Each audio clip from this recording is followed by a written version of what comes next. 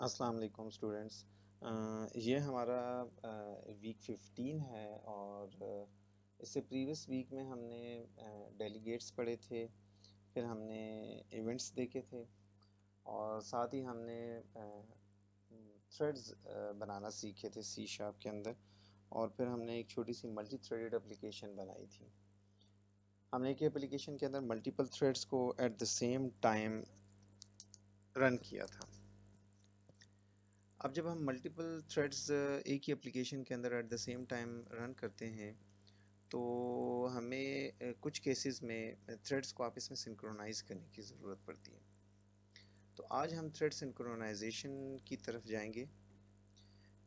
हम सबसे पहले थ्रेड सिंक्रोनाइजेशन में एक सिनेरियो लेंगे और उस सिनेरियो को फिर हम प्रोग्रामेटिकली कैसे सॉल्व करेंगे वो हम देखेंगे। अच्छा, ये मैं एक एग्ज़ाम्पल आपसे जो शेयर करने जा रहा हूँ, इसमें हमारा बेसिकली फोकस है थ्रेड सिंक्रोनाइजेशन। थ्रेड सिंक्रोनाइजेशन से मुराद ये कि मेरे पास अगर एप्लीकेशन में लेट्स सपोज 2 थ्रेड्स चल रहे हैं और दोनों थ्रेड अपना अपना कोई काम कर रहे हैं, दोनों को अपना टास्क है वो कर रहे हैं।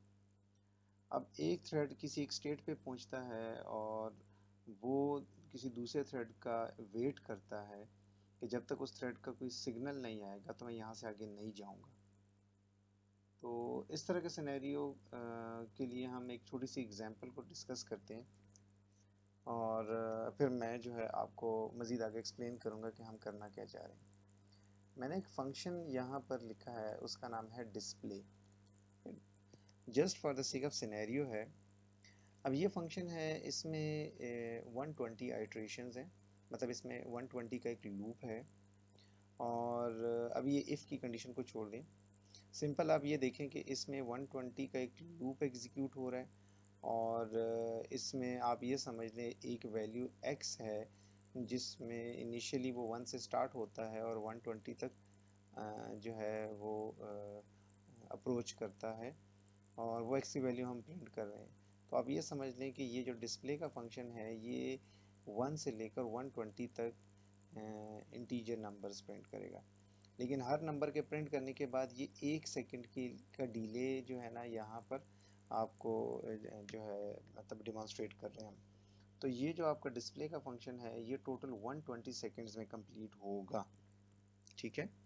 अब ये नहीं कि हमारा प्रोसेसर स्लो है, हम इस फंक्शन के अंदर कुछ ऐसे कोई जो है ना हमने लॉजिक अप्लाई किया कि हम कह रहे हैं कि 1 सेकंड में एक वैल्यू प्रिंट होगी। तो इसका मतलब है कि 120 का लूप है तो ये 120 सेकंड्स में कंप्लीट होगा।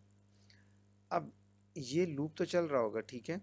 तो इस लूप के अंदर हम यहाँ पर एक कंडीशन अप्लाई करेंगे।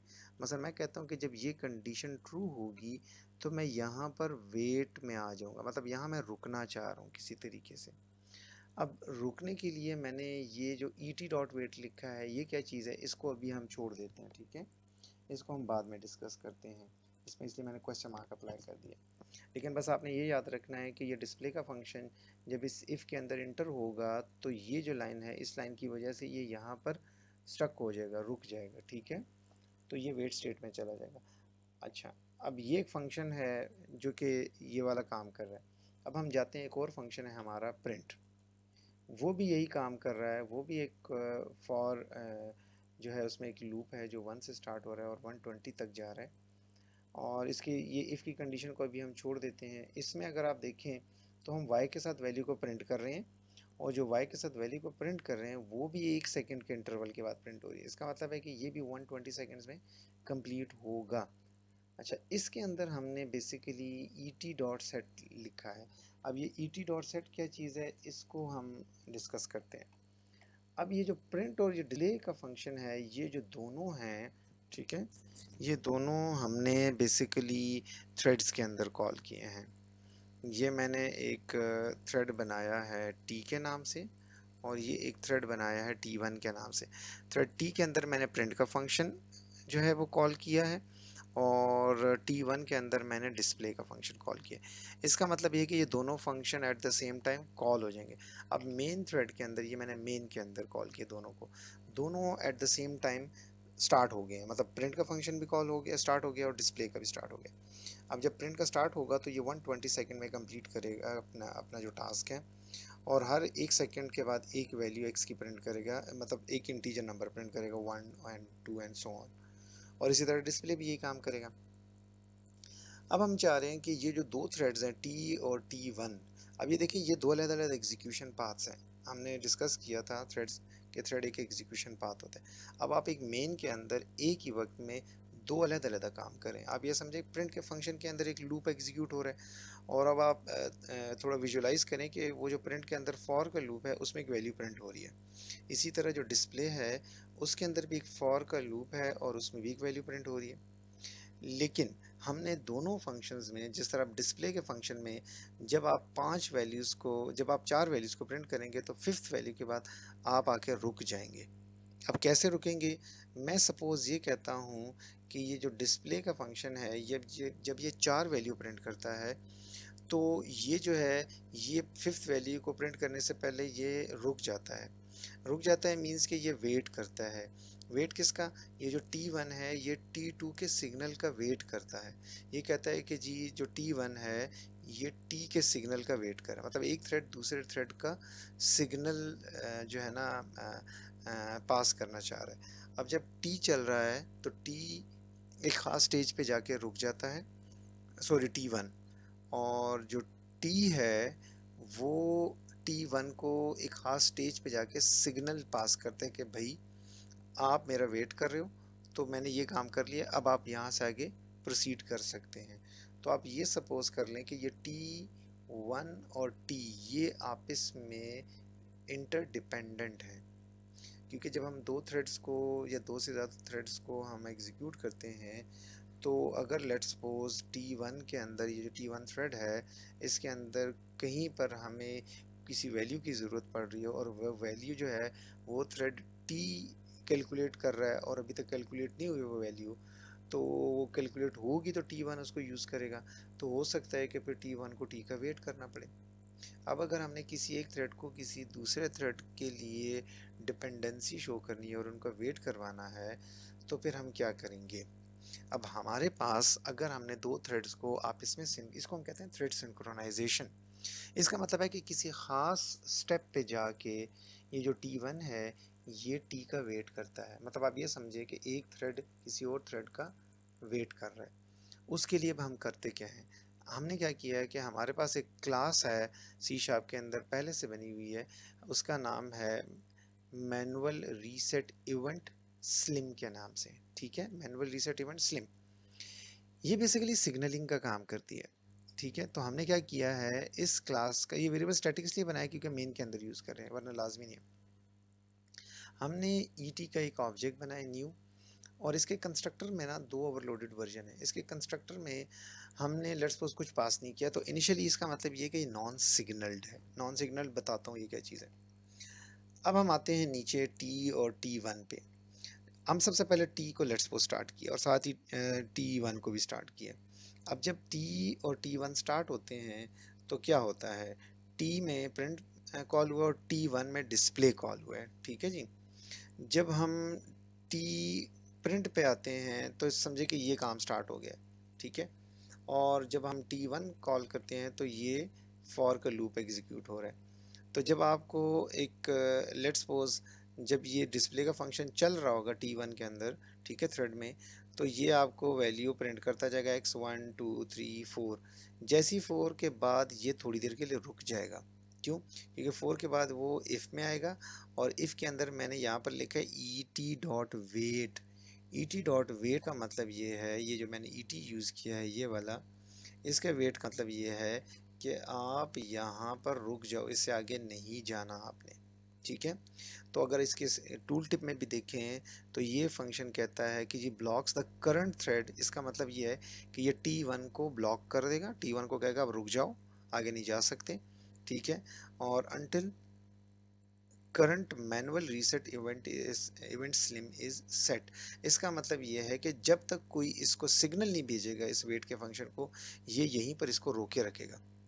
इसको कहीं और से हम सिग्नल भेजेंगे। कहीं और से मुराद ये है कि वो जो टी वाला थ्रेड था, वो जो प्रिंट का फंक्शन जिसके अंदर कॉल हो रही है, यहाँ जो ये नीचे है, ये प्रिंट का फंक्शन जब अपने खास स्टेप पे पहुंचेगा तो फिर इसको सिग्नल देगा और ये फिर आगे चल पड़ेगा। तो इसका मतलब इन अदर वर्ड्स हम ये कह सकते हैं कि ये डिस्प्ले का फंक्शन और प्रिंट का फंक्शन एक दूसरे को सिग्नल पास कर रहे हैं, लेकिन ये सिग्नल सीक्वेंशियल नहीं है, ठीक है, ये पैरेलल है, मतलब दोनों इकट्ठे चल रहे हैं। अब आप सपोज करें कि डिस्प्ले के फंक्शन में आप इंटर हो गए, वेट कर रहे हैं, ठीक है। अब ये जो प्रिंट का फंक्शन है, ये अपना काम करता जा रहा है, वाई की वैल्यू प्रिंट कर रहा है। जैसे ही वाई की वैल्यू 15 पे पहुंचेगी तो ये इसमें आएगा और यहाँ पर ये जो है ई टी डॉट सेट करेगा। अब ऊपर हमने किया हुआ है ई टी डॉट वेट। जैसे ई टी डॉट सेट का फंक्शन कॉल होता है तो ये यहाँ से इवेंट रेज करता है और ये इस वेट के फंक्शन को हिट करता है जाके, और उसे कहता है कि भाई अब छोड़ दो इसको और आगे जाने दो, ठीक है। तो अगर हम इस सेट को देखें, इसके टूल टिप में लिखा हुआ है sets the state of the event to signalled. इसका मतलब ये है कि ये यहाँ से एक सिग्नल जनरेट करता है विच allows one or more threads waiting on the event to proceed.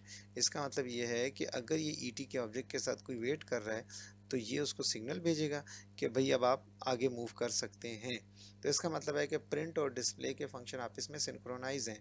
Display का फंक्शन 4 वैल्यू प्रिंट करने के बाद रुक जाता है, उसने जाना 120 पे ही है, लेकिन ये कि ये रुक जाता है और वेट कर रहा होता है किसका, प्रिंट के फंक्शन का। कब तक, जब तक प्रिंट अपनी y की 14th वैल्यू प्रिंट ना कर ले। मीन्स के y जैसे 15th पे आएगा तो ये उसको सिग्नल भेजेगा, कहेगा जी मैंने 14 वैल्यू प्रिंट कर दिया, अब आप आगे जा सकते हैं, ठीक है। हम इस प्रोग्राम को रन करते हैं और देख लेते हैं। इसमें यहाँ पर मैंने जैसे ही ये वेट स्टेट में जाता है तो ये मैसेज प्रिंट होता है कि जो डिस्प्ले फंक्शन है is entered into wait state. तो डिस्प्ले का फंक्शन मजीद डिस्प्ले नहीं करेगा, डिस्प्ले का फंक्शन एक्स प्रिंट कर रहा है और प्रिंट वाला फंक्शन जो है वो वाई को। और जब वाई 15 पे पहुँचता है तो ये डिस्प्ले फंक्शन को सिग्नल भेजता है टू रिज्यूम। अब हम देखते हैं कैसे।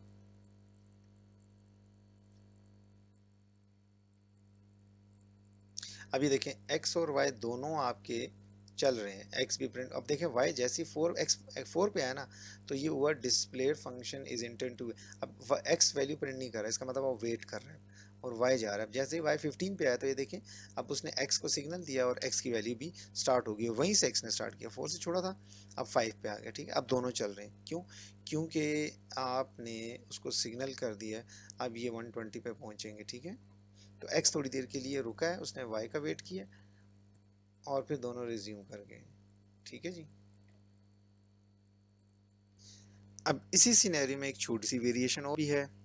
ये तो एक दफ़ा इसने सिग्नल भेज दिया, बात ख़त्म होगी। अब ये जो सेकंड केस है, केस टू में, अगर आप केस टू में देखें तो केस टू के अंदर मैंने एक और एग्जांपल जो है वो डिस्कस की है।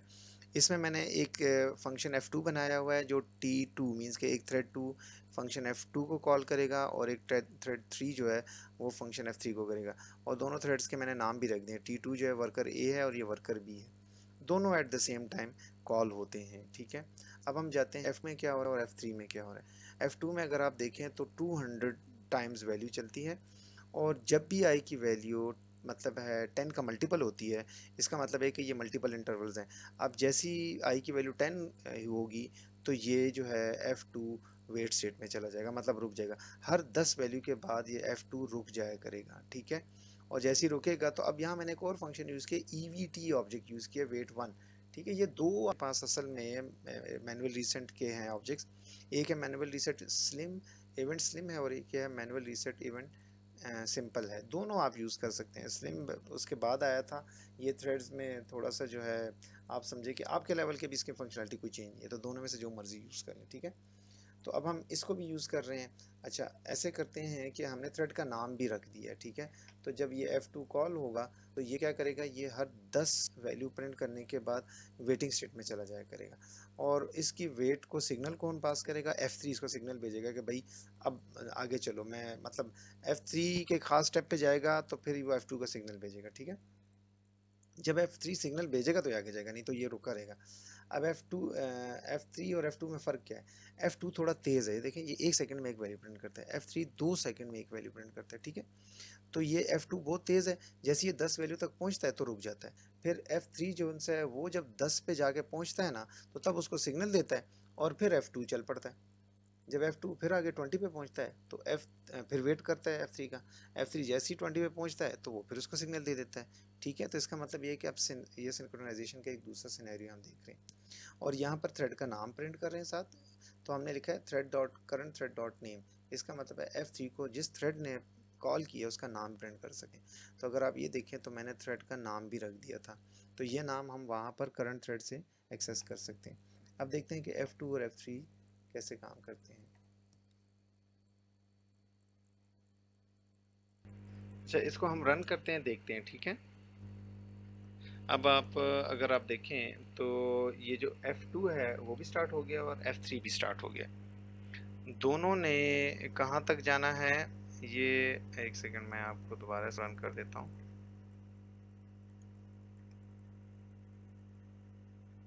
अब ये दोनों थ्रेड आपके स्टार्ट हो गए, ठीक है।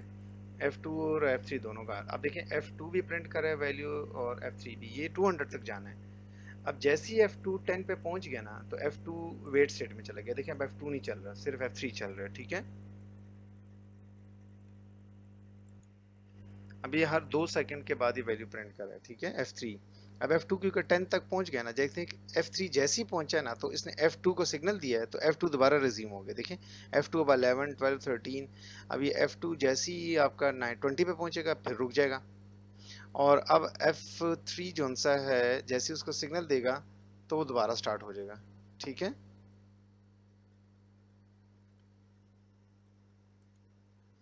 अच्छा, ये थे हमारे दो केसेस। अभी हम थ्रेड सिंक्रोनाइजेशन के लिए हम यूज कर रहे हैं मैनुअल रीसेट इवेंट स्लिम और मैनुअल रीसेट इवेंट, ठीक है जी।